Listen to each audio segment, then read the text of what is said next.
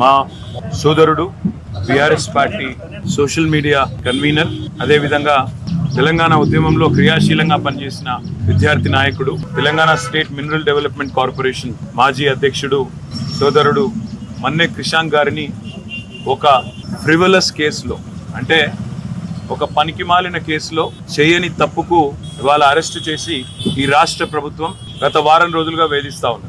తప్పు చేసిన రేవంత్ రెడ్డి ఇవాళ బయట తిరుగుతా ఉన్నాడు. ఫోర్జరీ చేసి ఉస్మానియా చీఫ్ వార్డెన్ యొక్క లెటర్ను ఫోర్జరీ చేసిన క్రిమినల్ ఏమో ఈ రాష్ట్రానికి ముఖ్యమంత్రి, కానీ అసలు నోటీస్ని బయట పెట్టిన క్రిషాంక్నేమో ఈరోజు చెంచల్గూడ జైల్లో పెట్టినారు. దీన్ని బట్టే చెప్పవచ్చు ఈ రాష్ట్రంలో వ్యవస్థ ఎట్లా పనిచేస్తూ ఉంది, ఈ రాష్ట్రంలో ప్రభుత్వ పనితీరు ఎట్లా ఉందో దీన్ని బట్టే చెప్పవచ్చు. ఇవాళ ఈ రాష్ట్ర ముఖ్యమంత్రిగా ఉన్న రేవంత్ రెడ్డి గారిని నేను అడుగుతా ఉన్నా, క్రిషాంక్ కనుక పెట్టిన సర్క్యులర్ తప్పైతే నేను ఇదే చెంచల్గూడ జైల్లో నేను జైలుకి పోతాను.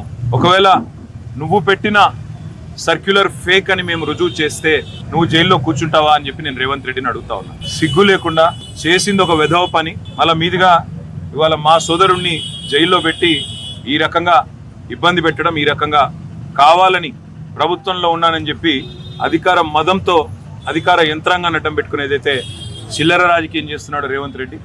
తప్పకుండా ప్రతిదానికి కూడా బదులు చెప్పే టైం వస్తుంది, ప్రతిదానికి కూడా మిత్తితో సహా చెల్లించే టైం కూడా వస్తుంది.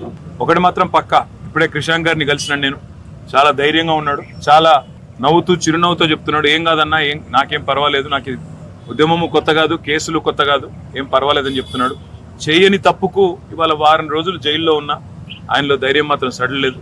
ఆయన శ్రీమతి కూడా ఇక్కడే ఉన్నారు, సుహాసిని గారు, తను కూడా ధైర్యంగా ఉంది, తన కుటుంబం కూడా ధైర్యంగా ఉంది.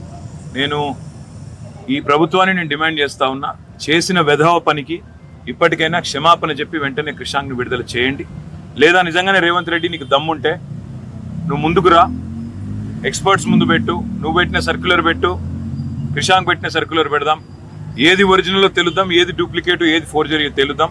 ఆ తర్వాత ఎవరు చెంచల్గూడలో కూర్చోవాలో కూడా తెలుద్దామని చెప్పి కూడా నేను రాష్ట్ర ముఖ్యమంత్రిని, ఈ రాష్ట్ర ప్రభుత్వాన్ని డిమాండ్ చేస్తా ఉన్నా. ఇకనైనా బుద్ధి తెచ్చుకొని, ఇకనైనా సిగ్గు తెచ్చుకొని, చేసిన తప్పును సరిదిద్దుకొని మరి వెంటనే క్రిషాంక్ విడుదల చేయాలని చెప్పి కూడా నేను డిమాండ్ చేస్తాను.